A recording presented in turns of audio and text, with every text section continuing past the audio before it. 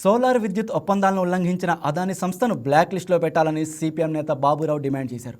7,000 మెగావాట్ల ఒప్పందాన్ని రద్దు చేయాలని కోరారు. విద్యుత్ ఒప్పందాల అవినీతి అక్రమాలపై సమగ్ర విచారణ జరపాలని, అలాగే విద్యుత్ భారాన్ని ప్రజలపై పడకుండా తగ్గించాలని విజ్ఞప్తి చేశారు. గత ప్రభుత్వం చేసిన తప్పుల్ని సరిదిద్దకపోగా విద్యుత్ రంగంలో ఆ ప్రభుత్వంతో చేసిన తప్పులకి చట్టబద్ధత కల్పిస్తూ ఉంది.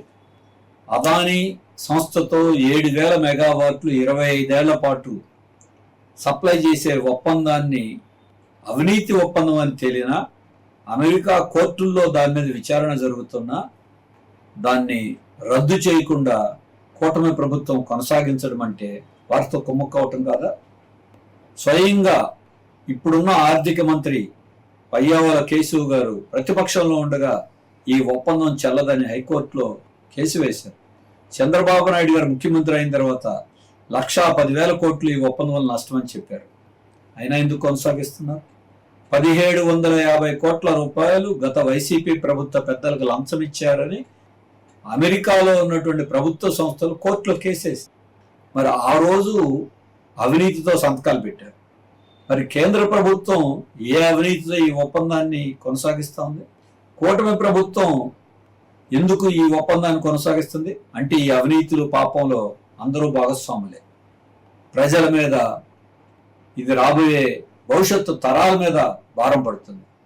అందుకే ఈ ఒప్పందం రద్దు చేయాలి. సప్లై చేస్తానన్న సమయానికి ఒప్పందం ప్రకారం అదానీ సంస్థ విద్యుత్ సప్లై చేయలేదు. అయినా గడువు పొడిగిస్తూ ఉన్నారు, అదానీకి దాసోహం అంటా ఉన్నారు. ఇటువంటి సంస్థ ఈ ఒక్క దాంట్లోనే కాదు, కడపలో సోలార్ పార్క్లో 700 మెగావాట్లు 2019లో ఒప్పందం జరిగితే ఇవాళకి సప్లై చేయాల. దాన్ని, ఆ ఒప్పందాన్ని రద్దు చేయమని పంపిణీ సంస్థలే ప్రత్యక్షంగా సుప్రీంకోర్టులో కూడా కేసు వేశారు. అయినా గవర్నమెంట్ ఆ పంపిణీ సంస్థల కేసును విత్డ్రా చేసుకోమని ఆదేశాలు ఇవ్వటువంటి అదానీకి దాసోహం అంటా ఉన్నారు. అందుకే ఈ విషయాల్ని, అదానీని, ఒప్పందాలు ఉల్లంఘించినటువంటి అదానీని. Please subscribe to YK TV Network. Please subscribe to YK TV. Please watch YK News. Don't forget to subscribe YK News channel.